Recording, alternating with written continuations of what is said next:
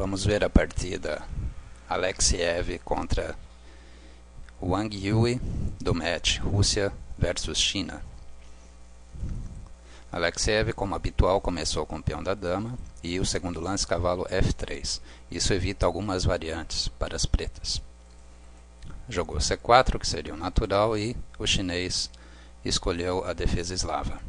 Cavalo C3, come A4, para evitar que as pretas defendam o peão com B5. Bispo F5, cavalo E5, E6.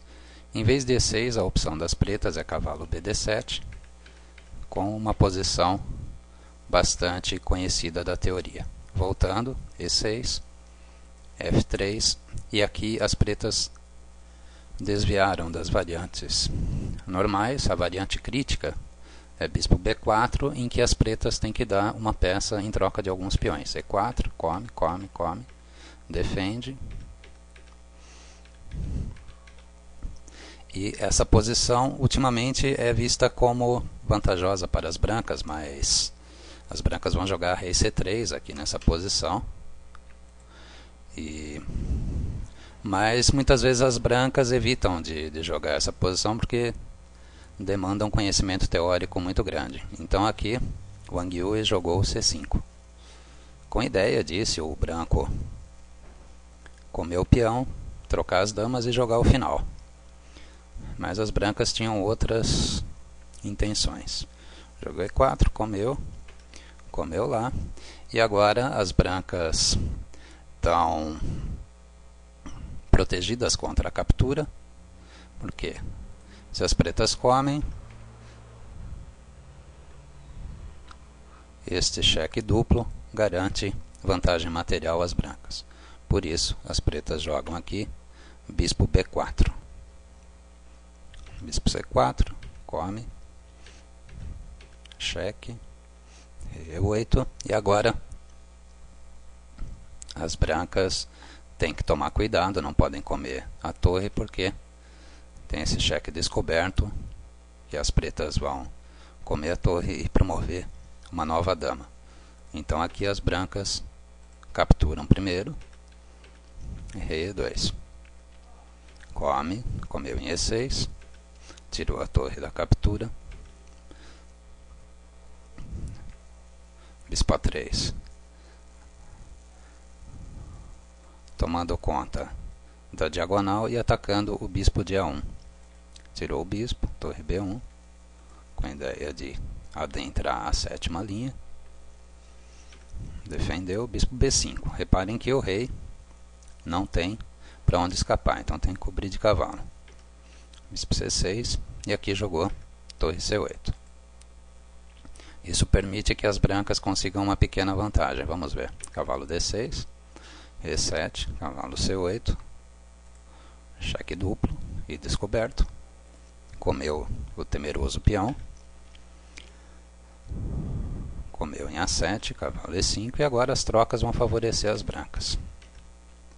P5, cheque. Reparem que o rei tem que vir para F5, não tem outra casa. G4, o rei não pode vir para F4 porque levaria mate, e também não pode vir para G5 porque levaria o cheque. Ok? Vejam a posição das peças das pretas. Elas estão todas na ala do rei e não tem muitas casas à disposição. F2, torre E8, cavalo C6, lá, este. Se as pretas comem, o cavalo vai ficar só com G8 à disposição. Reparem que as peças pretas elas estão bem limitadas nessa posição aqui, então preferiu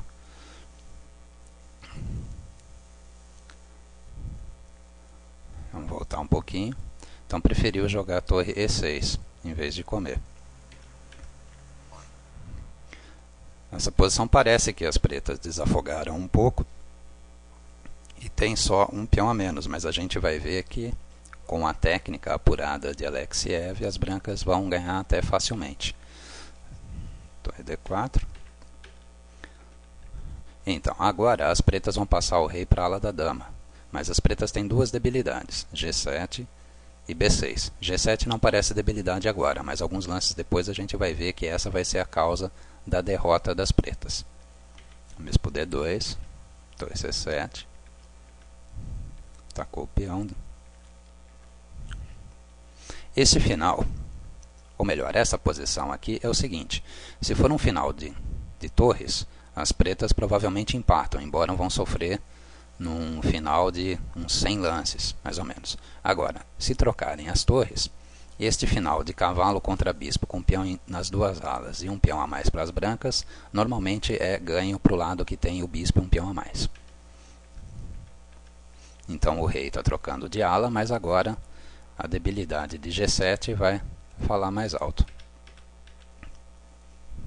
Reparem que o bispo já pegou a diagonal da debilidade, aliás, das duas. P5 cheque. E aqui abandonou porque não tem como defender a debilidade de G7. Com dois peões a mais, as brancas devem ganhar facilmente.